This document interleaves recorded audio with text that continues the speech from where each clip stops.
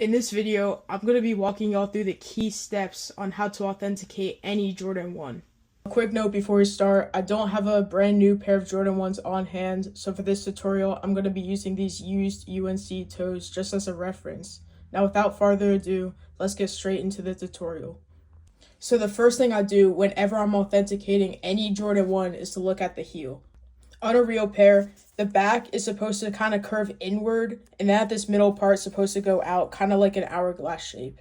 As you can see right here, the back is really stiff and it doesn't even curve at all. If you see this in your Jordan 1, it's almost guaranteed fake. Now the next thing I always look for are widow's peaks. Widow's peaks are those V-shaped points that you'll sometimes see in the leather, especially near the toe box.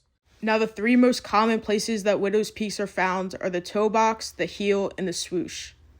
But just a quick note, on most other Jordans, widow's peaks can actually be naturally found, so only be sure to use this check for Jordan 1s.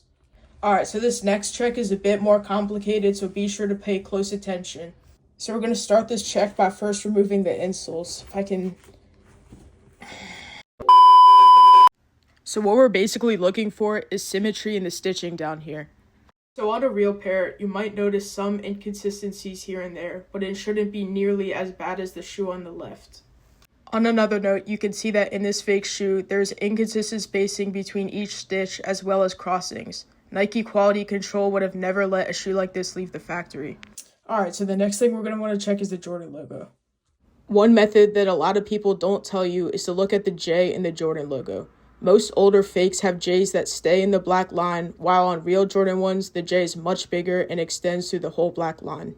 Now this next method is extremely important, so you're going to want to pay close attention. If you notice that the R and the D in the Jordan logo is not touching, then it's guaranteed fake. Alright, so that's it for the video. If you guys enjoyed, please be sure to like, comment, and subscribe so the YouTube algorithm can push more videos like this. Thank you for watching.